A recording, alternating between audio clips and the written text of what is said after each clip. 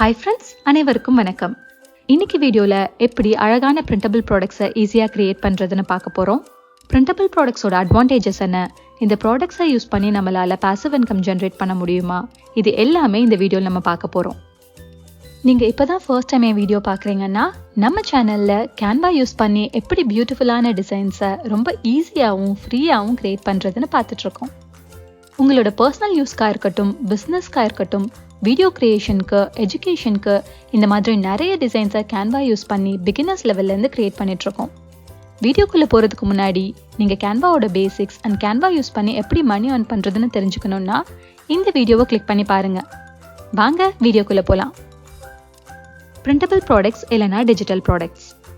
Printable ப்ராடக்ட்ஸ்னால் நீங்கள் create பண்ணுற டிசைன்ஸை Etsy மாதிரி ஆன்லைன் மார்க்கெட் பிளேஸில் அப்லோட் பண்ணி கஸ்டமர்ஸ் உங்கள் ப்ராடக்டை வாங்கும்போது அதை டவுன்லோட் பண்ணி டிஜிட்டல் ப்ராடக்டாவோ இல்லைனா பிரிண்ட் பண்ணி பிரிண்டபிள் ப்ராடக்டாவோ யூஸ் பண்ணிக்குவாங்க.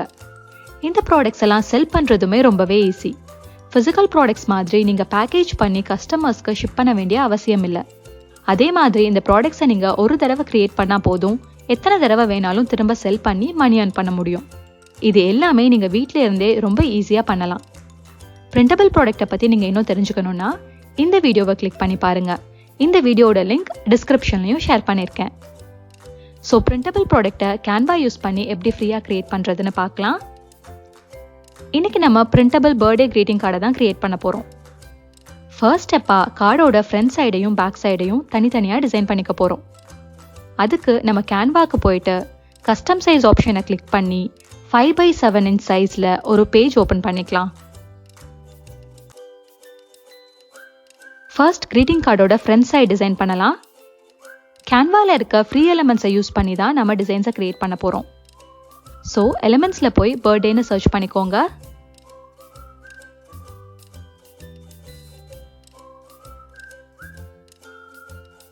இந்த மாதிரி க்ரௌன் இல்லாத எலிமெண்ட்ஸாக சூஸ் பண்ணிக்கோங்க. ஒரு நல்ல கேக் இமேஜாக சூஸ் பண்ணி இங்கே வச்சிடுறேன்.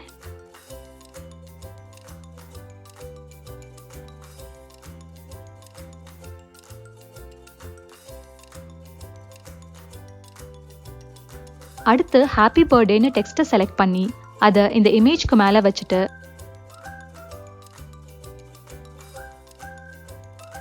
டெக்ஸ்டோட கலரையும் மாற்றிக்கிறேன்.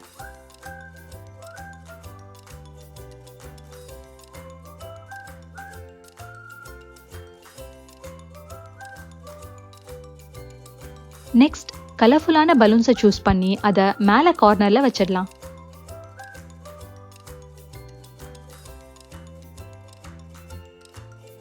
அப்புறம் நம்ம டிசைனுக்கு மேட்ச் ஆகிற மாதிரி பார்டரை சூஸ் பண்ணி அதை கார்டோட சைஸுக்கு ஏற்ற மாதிரி அட்ஜஸ்ட் பண்ணிக்கலாம்.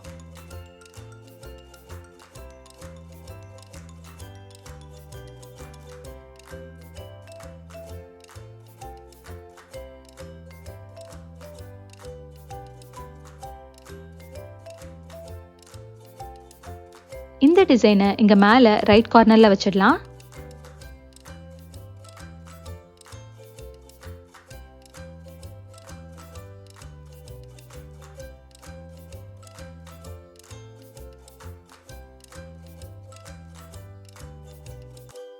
இப்போ கிரீட்டிங் கார்டோட ஃப்ரண்ட் சைடு டிசைன் பண்ணியாச்சு. அடுத்து கார்டோட பேக் சைடையும் டிசைன் பண்ணிடலாம். இங்கே இருக்க ஆட் பேஜை கிளிக் பண்ணிக்கோங்க. புது பேஜ் வரும்.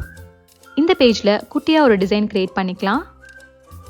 ஒரு கப் கேக் இமேஜை சூஸ் பண்ணிவிட்டு அதை பொசிஷன் பண்ணி சென்டரில் வச்சிடலாம்.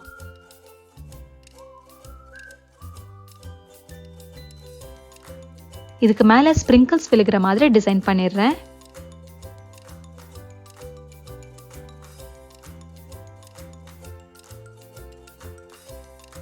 அவ்வளோதான், ரொம்ப ஈஸியாக நம்ம கார்டோட front and back side design பண்ணியாச்சு.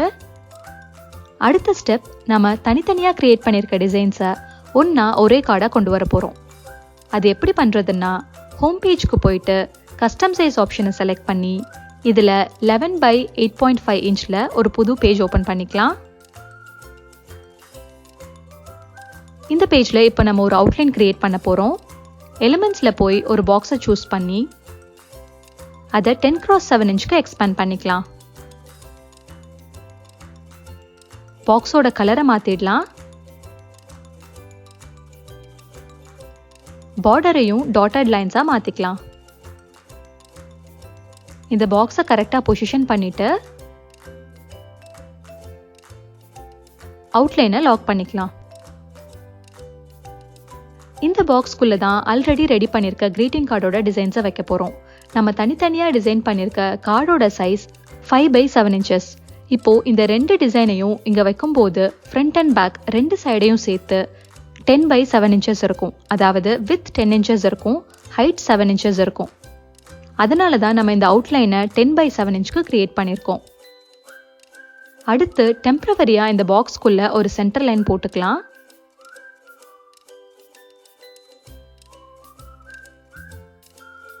ரெண்டு சைடும் 5 inches இருக்கணும். அப்பதான் நம்மளோட டிசைன் இங்க வைக்கும்போது கரெக்டா ஃபிட் ஆகும். நம்மளோட ஃப்ரண்ட் டிசைனை இந்த சைடில் பிளேஸ் பண்ண போறோம். கார்டோட பேக் டிசைனை இந்த சைடில் வைக்க போறோம். ஸோ நம்மளுக்கு ஒரு ஃபுல் கார்டு கிடைச்சிரும். ஓகே, நம்ம டிசைன் இங்கே கொண்டு வந்துடலாம். ஃபர்ஸ்ட் நான் ஃப்ரண்ட் டிசைனை காப்பி பண்ணிக்கிறேன். ஃபுல்லாக செலக்ட் பண்ணி குரூப் பண்ணி காப்பி பண்ணிக்கலாம். இந்த பேஜில் இப்போ பேஸ்ட் பண்ணிடலாம். கரெக்டாக இந்த பாக்ஸ்குள்ளே இருக்கிற மாதிரி அட்ஜஸ்ட் பண்ணிக்கோங்க. இதே மாதிரி அடுத்த டிசைனையும் பேஸ்ட் பண்ணிடலாம்.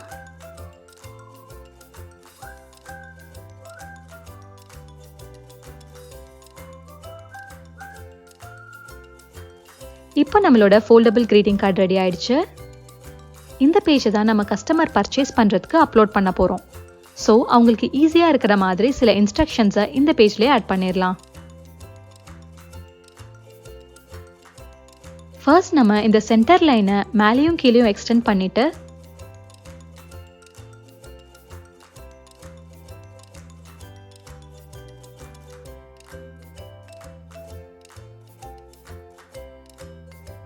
ஃபோல்டுன்னு கொடுக்கலாம்.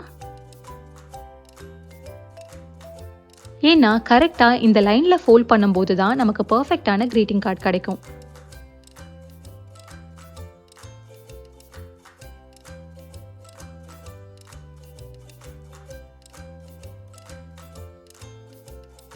அப்புறம் மறக்காம இந்த சென்டர் லைனை டெலீட் பண்ணிடுங்க. ஏன்னா நம்ம ஆல்ரெடி கார்டு எங்கே ஃபோல்ட் பண்ணணும்னு மார்க் பண்ணியாச்சு. ஸோ இனிமேல் இந்த சென்டர் லைன் அவசியம் இல்லை.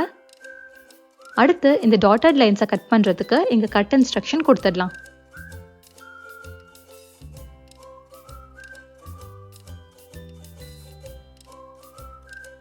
ஓகே, நம்மளோட டிசைன்ஸ் இங்கே கரெக்டாக அலைன் பண்ணியாச்சு. எங்கே கட் பண்ணணுங்கிற அவுட்லைனும் கொடுத்தாச்சு. அதே மாதிரி எங்கே ஃபோல்ட் பண்ணணும்னு இன்ஸ்ட்ரக்ஷன் கொடுத்தாச்சு. அவ்வளோதான், நம்மளோட அழகான printable birthday greeting card ready ஆயிடுச்சு. இந்த ஃபைலை தான் நம்ம கேன்வாலேருந்து டவுன்லோட் பண்ணி எட்சியில் அப்லோட் பண்ணணும். நீங்கள் எட்சியில் ஷாப் ஓப்பன் பண்ணணும்னு நினச்சிங்கன்னா டிஸ்கிரிப்ஷனில் லிங்க் இருக்குது, அதை கிளிக் பண்ணி ஓப்பன் பண்ணிக்கலாம். இந்த லிங்கை நீங்கள் யூஸ் பண்ணும்போது உங்களோட ஃபர்ஸ்ட் 40 ஐட்டம்ஸை நீங்கள் ஃப்ரீயாக லிஸ்ட் பண்ணிக்க முடியும். அடுத்த ஸ்டெப், கார்டை டவுன்லோட் பண்ணிடலாம். டவுன்லோட் பண்ணுறதுக்கு மேலே இருக்க ஷேர் ஆப்ஷனை கிளிக் பண்ணி டவுன்லோடை செலக்ட் பண்ணுங்கள். இதில் PDF print best for printing option இருக்கும், அதை சூஸ் பண்ணிக்கோங்க. ஃப்ளாட்டன் PDF செக் பண்ணிவிட்டு டவுன்லோட் பண்ணிடலாம். ஃப்ரெண்ட்ஸ், எப்படி அழகான பிரிண்டபிள் கிரீட்டிங் கார்டை கேன்வா யூஸ் பண்ணி கிரியேட் பண்ணுறதுன்னு பார்த்தோம். இந்த வீடியோ உங்களுக்கு யூஸ்ஃபுல்லாக இருந்துச்சுன்னா நம்ம சேனலை சப்ஸ்கிரைப் பண்ணுங்கள், லைக் பண்ணுங்கள், உங்கள் ஃப்ரெண்ட்ஸுக்கும் ஷேர் பண்ணுங்கள். அடுத்த வீடியோவில் எப்படி நம்ம பிரிண்டபிள் ப்ராடக்ட்கான மார்க்அப்ஸ் கிரியேட் பண்ணுறதுன்னு பார்க்கலாம். இந்த மார்க்அப்ஸை யூஸ் பண்ணி எப்படி நம்ம சேல்ஸ் அதிகப்படுத்துறதுன்னு பார்க்கலாம். தேங்க்யூ ஃப்ரெண்ட்ஸ், அடுத்த வீடியோவில் சந்திப்போம்.